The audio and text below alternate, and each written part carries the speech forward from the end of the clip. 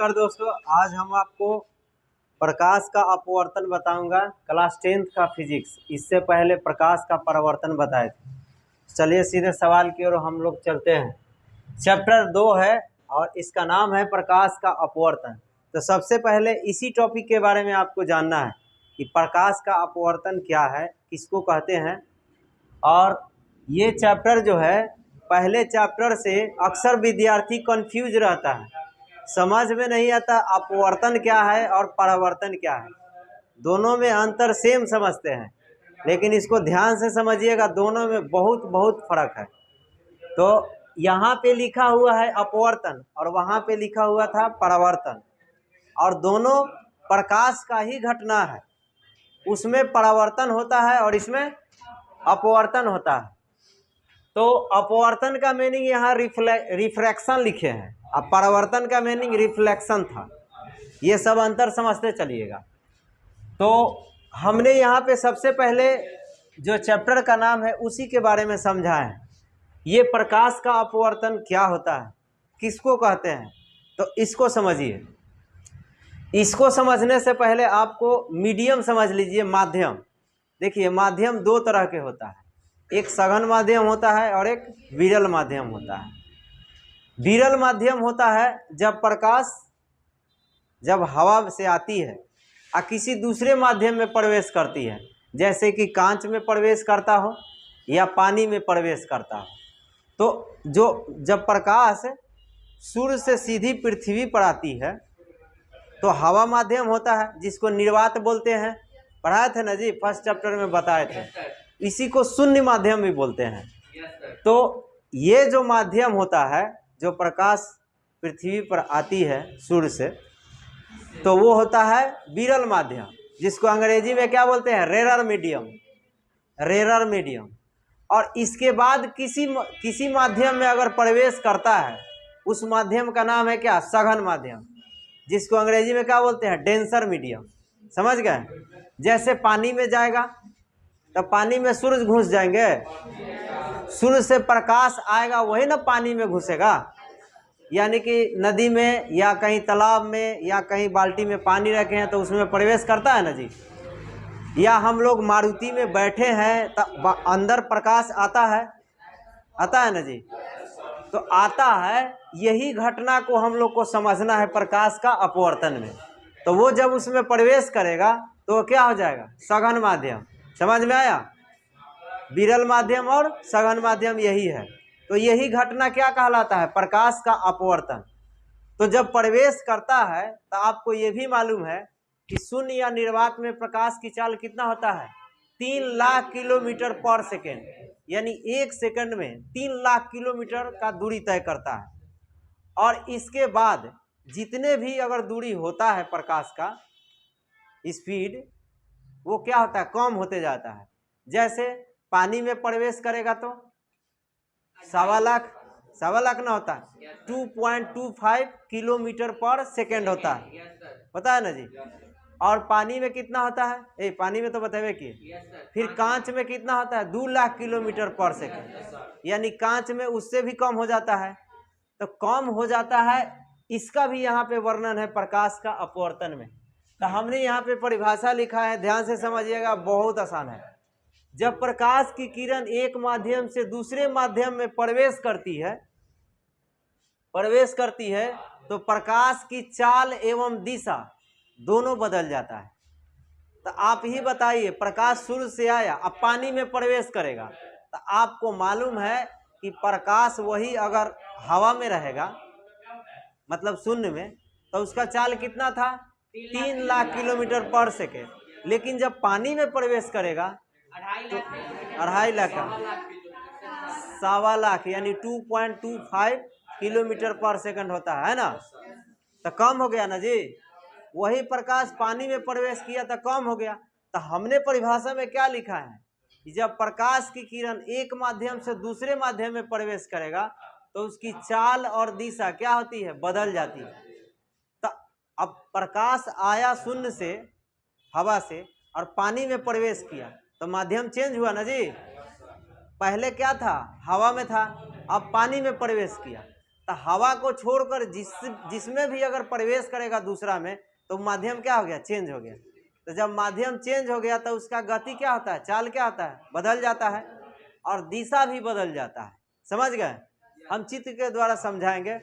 फिलहाल पहले परिभाषा समझ लीजिए। हम दो तरह से लिखे हैं, अब कोई एक परीक्षा में लिख सकते हैं।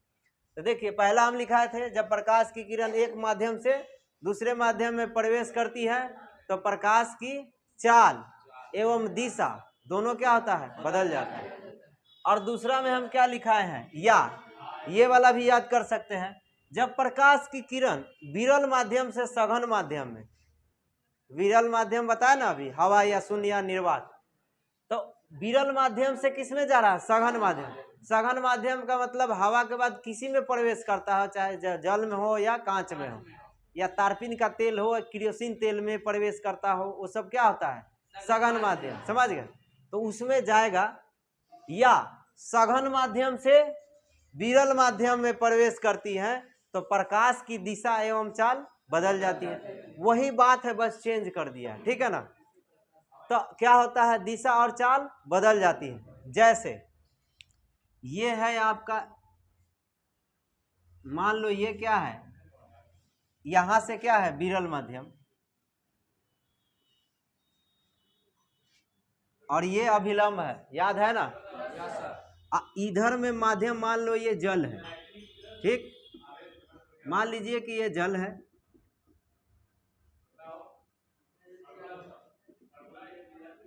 ना, ये जल है, और ये जो लाइन हम खींचे हैं इसका नाम ए बी रख दीजिए। अब ये, इसका नाम क्या है, अभिलंब, जिसको नॉर्मल बोलते हैं, अभी फिलहाल समझ लीजिए। तो अब यहां से क्या होता है, ये प्रकाश की किरण आता है, याद है, आपतित किरण, तो उसमें क्या होता था, यहां से टकरा के वापस लौट जाता, उसका नाम क्या था, परावर्तित किरण। लेकिन यहाँ लौटेगा नहीं, इस माध्यम में प्रवेश करेगा, किस में, सघन माध्यम। ये शून्य से आ रहा है ना, सघन माध्यम में प्रवेश करेगा, लेकिन जाना चाहिए इसको ऐसे, लेकिन ऐसे हो जाता है। देखो दिशा चेंज हुआ ना, आना चाहिए ऐसे, सीधा ऐसे ना आता, लेकिन ये ऐसे हो गया, हुआ ना। तो इसका नाम आई हो जाता है, और इसका नाम आर, याद है? आई से आपतन कोण, आर से परावर्तन कोण, लेकिन यहाँ पे इसका नाम क्या हो जाएगा, अपवर्तन कोण। ठीक है ना? क्योंकि ये क्या है, आपतित किरण, ये अपवर्तित किरण, यही अपवर्तित किरण है, इधर लौट जाता था उसमें, तब परावर्तित किरण होता था। समझ गया? इसका नाम अपवर्तित किरण हो गया, इसीलिए इसके साथ जो कोण बनेगा वो अपवर्तन कोण होगा। समझ में आया? तो अब बताइए, ये जितना कोण है उतना ही क्या होता है, ये भी होता है। ठीक है ना? अब समझिए कि ये तो आया, तो ये क्या हो गया, जिस चाल से आया था, अब ये जल में प्रवेश किया तो चाल तो बदल गया, बदला ना, दिशा भी देखिए चेंज हो गया, इधर ना जाना चाहिए, सीधे आ रहा है इधर, यानी कि ये जो अभिलंब का लाइन है उसके तरफ क्या आ जा रहा है, झुक रहा है, अभिलंब की ओर झुक रहा है ना जी। तो ये घटना क्या था, विरल से सघन में, बोलो, ये विरल से सघन में गया तो क्या हो गया, अभिलंब की ओर झुक गया। लेकिन यही घटना विरल से सघन से विरल में जाएगा तो अभिलंब से क्या हो जाएगा, दूर हट जाएगा, नहीं हटेगा। जैसे देखिए, मान लेते हैं कि यहाँ से प्रकाश जाएगा, तो यहाँ पे सघन में है, तो सघन में प्रकाश की चाल कम होगा, किससे, विरल से, तो ये क्या हो जाएगा, नॉर्मल से ऐसे जाएगा, दूर हट जाएगा। क्यों? क्योंकि इसका चाल क्या हो जाएगा, तेज हो जाएगा। जैसे ही जल से बाहर निकलेगा, हवा में जाएगा, तो तेजी से भागेगा, तेजी से भागेगा तो नॉर्मल से क्या हो जाएगा, दूर, देखो दूर है ना, इसको आना चाहिए ऐसे ना, आना चाहिए ना जी, इसको ऐसे आना चाहिए था, लेकिन गया नहीं, तेजी से भागा, तो दिशा भी क्या हो गया, चेंज हो गया। तो ये हो गया क्या, सघन से विरल में, और ये बताए थे विरल से सघन में। तो दोनों में प्रकाश की चाल क्या हो रहा है, बदल रहा है ना। तो यही इसमें लिखा है, यही समझना था। इसके बाद हम लोग बताएंगे इस फिगर को बारी बारी से समझा के कि जब प्रकाश की किरण सघन माध्यम से विरल माध्यम में जाती है तब क्या होती है, न अभिलंब से दूर हटता है या अभिलंब की ओर झुकता है। इसके बाद हम लोग पढ़ते हैं। चलिए अब हम लोग पढ़ते हैं प्रकाश के अपवर्तन की घटना। हमने बताया था कि प्रकाश के अपवर्तन की घटना क्या होता है, दो तरह से होगा। जैसा कि यहाँ पे हमने क्वेश्चन लिखे हैं, पहले क्वेश्चन समझिए क्या लिखा है। प्रकाश के अपवर्तन की घटना को किरण आरेख द्वारा समझाइए, मतलब चित्र के द्वारा समझाइए अपवर्तन की घटना कैसे होती है, क्यों इसको प्रकाश के अपवर्तन की घटना कहा जाता है। तो समझिए ध्यान से। इसमें प्रकाश के अपवर्तन की घटना दो होता है, एक जब विरल माध्यम से सघन माध्यम में जाएगा और दूसरा सघन माध्यम से विरल माध्यम में होगा। तो पहले हम लोग पढ़ते हैं विरल माध्यम से सघन माध्यम। तो यहाँ पे हम आंसर में लिखे, आप ध्यान से ऐसे लिखिएगा कि प्रकाश के अपवर्तन की घटना निम्न है। आइए डैश दे दीजिएगा, इसका मतलब कि जो भी घटना हो रहा है वो नीचे है। तो पहला पॉइंट है, जब प्रकाश की किरण विरल माध्यम से सघन माध्यम में प्रवेश करती है, विरल माध्यम से सघन माध्यम प्रवेश करती है तो अभिलंब की ओर झुक जाती है।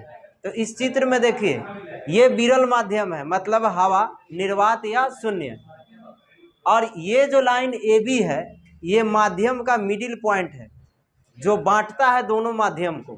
ठीक है, यहाँ से नीचे आएंगे तो सघन माध्यम हो जाएगा और ये AB लाइन के ऊपर जाएंगे तो विरल माध्यम हो जाएगा। तो ये दोनों माध्यम को बांटने वाला लाइन है जिसको मिडिल पॉइंट, मिडिल लाइन कहते हैं। ठीक है, तो अब ये क्या है, इसका नाम अभिलंब है।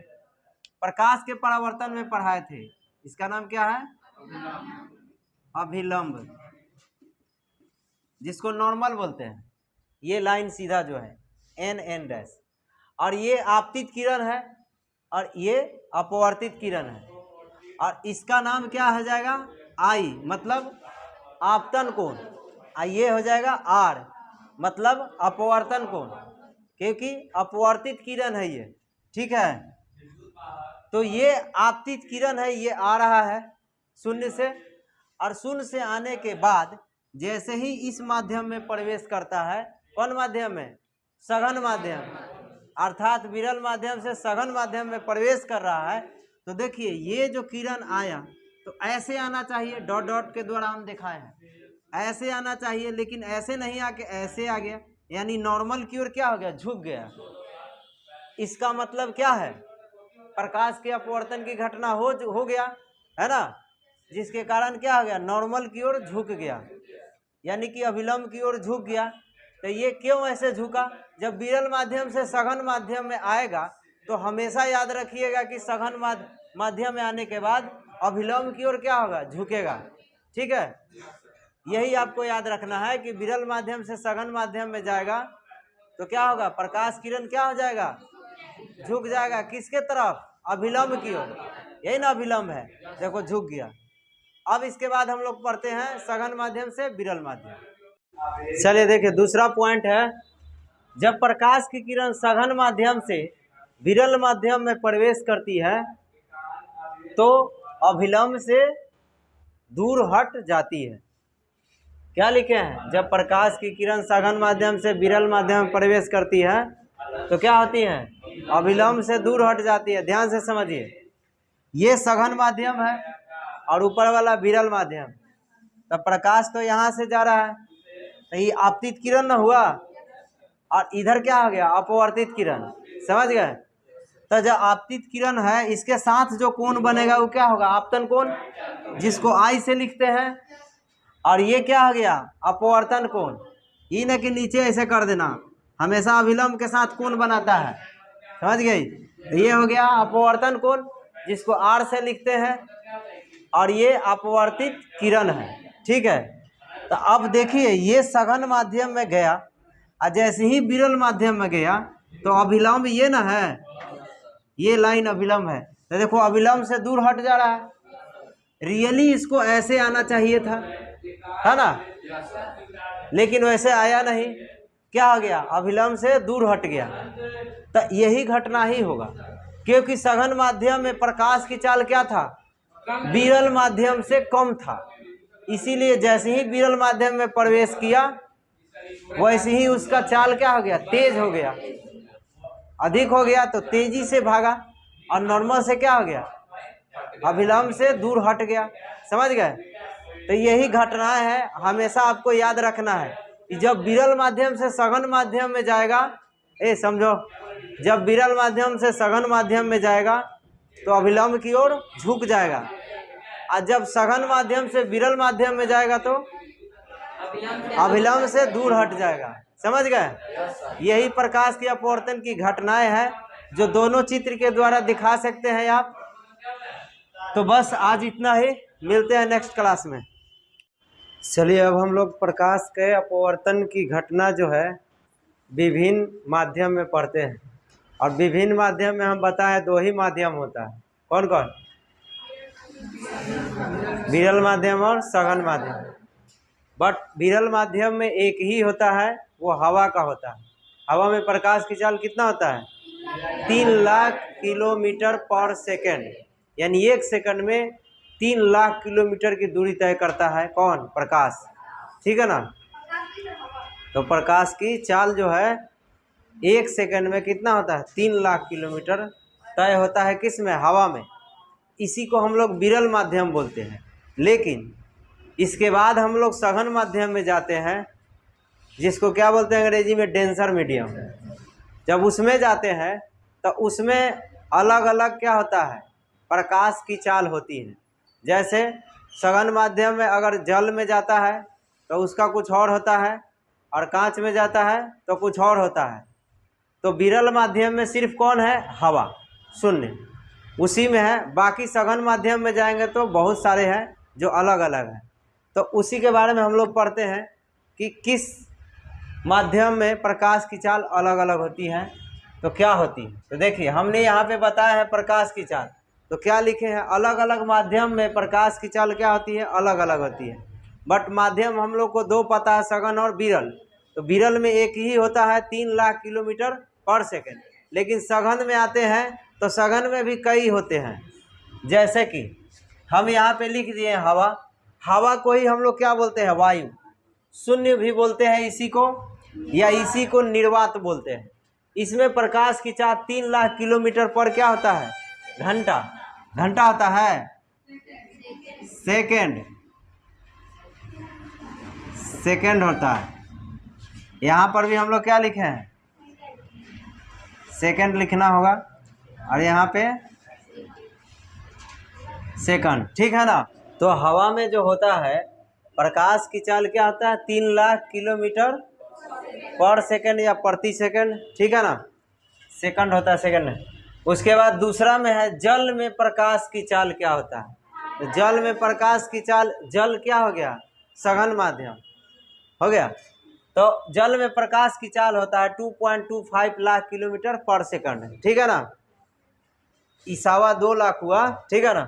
फिर कांच में प्रकाश की चाल 2 लाख किलोमीटर पर सेकंड होता है। तो ये प्रकाश की चाल है, और ये इम्पोर्टेंट है, याद रखिएगा, परीक्षा में आता है। दूसरा सवाल हम यहाँ पे बताए हैं, एक आयताकार कांच की सिल्ली से प्रकाश के अपवर्तन की घटना को चित्र द्वारा समझाएं।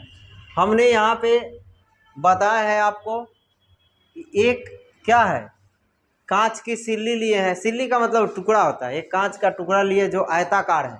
आप देख सकते हैं इस चित्र में, ये कांच की आयताकार क्या है, सिल्ली है, टुकड़ा है, जिसको हम लोग क्या ABCD के द्वारा दर्शाए हैं, लिखे हैं, इसका नाम दिए हैं। और प्रकाश के अपवर्तन की घटना को यहाँ पे अंजाम दिए हैं। तो ध्यान से समझिएगा। देखिए ये प्रकाश की किरण आया, तो ये जो आया तो अभी क्या है, विरल माध्यम में, और जब इसमें प्रवेश करेगा तो सघन माध्यम हो जाएगा। तो आपको बताए हैं कि जब ये प्रकाश की किरण यहाँ आया तो जैसे ही इसमें प्रवेश करेगा तो नॉर्मल की ओर यानी अभिलंब की ओर क्या होता है, झुक जाता है। रियली ये जो आया है ऐसे आना चाहिए, सीधा आया, लेकिन वैसे नहीं आया, क्योंकि माध्यम क्या हो गया, चेंज हो गया। तो माध्यम जब चेंज होता है तो क्या होता है, दो बातें होती हैं। एक, प्रकाश की चाल क्या आती है, बदल जाती है, और दिशा क्या आती है, बदल जाती है। दोनों बदल गया। अब देखिए दिशा ये ऐसे होना चाहिए लेकिन ऐसे हो गया, थोड़ा झुक गया इधर, और चाल भी इसका क्या हो गया, बदल गया। हवा में क्या था, ये विरल जो है हवा ना है, इसमें 3 लाख किलोमीटर के रफ्तार से आया, लेकिन जैसे ही कांच में प्रवेश किया तो कितना हो गया, 2 लाख। और अभिलंब की ओर देखो झुका हुआ है ना। तो इसको हम लोग n और n डैश से लिख सकते हैं। फिर ये जो प्रकाश आया यहाँ तक, तो ये यहाँ तक आया, तो इसका नाम क्या है, अपवर्तित किरण, पता है ना। इसके बाद फिर यहाँ आया, और फिर जब इससे बाहर निकला तो ध्यान से समझिए, यहाँ भी अभिलंब है। इसको हम लोग क्या, आने वाला को यहाँ मान लिए हैं I और R, ठीक है ना। आने वाला को यानी आपतित किरण के साथ जो कोण बनता है वो आपतन कोण I होता है, और अपवर्तित के साथ R होता है। है ना, अपवर्तित कोण बनता है। फिर यहाँ देखिए, यहाँ पर भी है, ये I1 है और R1 है, क्योंकि यहाँ भी एक बन रहा है, यहाँ भी अभिलंब है। तो देखिए यहाँ अभिलंब है तो ये अभिलंब है, तो इससे देखो प्रकाश की किरण क्या हो रहा है, दूर हट रहा है। तो इस किरण का नाम क्या है, निर्गत किरण, ठीक है ना। तो ये नॉर्मल से यानी कि अभिलंब से क्या हो रहा है, दूर हट रहा है। क्यों, क्योंकि ये भी तो विरल माध्यम ना है, कांच यही ना है ABCD। तो इससे बाहर निकलेगा तो अभिलंब से क्या हो जाएगा, दूर हट जाएगा। यानी कि यहाँ से हम लोग को एक और किरण पता चला जिसका नाम क्या है, निर्गत किरण। इससे पहले क्या क्या था, आपतित किरण, अपवर्तित किरण, और इस किरण का नाम क्या हो गया, निर्गत किरण। तो ये प्रकाश के अपवर्तन की घटनाएं हैं जो हम आयताकार कांच की सिल्ली में आपको दिखाएं। वही यहाँ पे लिखे हैं, माना कि ABCD एक आयताकार कांच की सिल्ली है जिससे होकर प्रकाश के अपवर्तन की घटना को चित्र द्वारा दिखाया गया है, जो यहाँ पे हमने आपको समझाया। समझ में आया। चलते हैं अगले क्लास की ओर।